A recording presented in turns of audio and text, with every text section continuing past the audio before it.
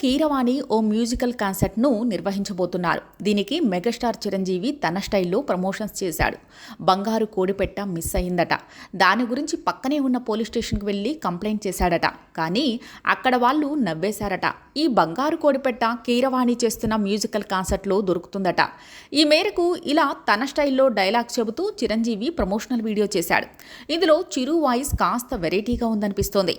ఇక కీరవాణి మ్యూజికల్ కాన్సర్ట్కు చిరు ప్రమోషన్ చేసిన ఈ వీడియో ఇప్పుడు నెట్టింట్లో బాగానే ట్రెండ్ అవుతోంది.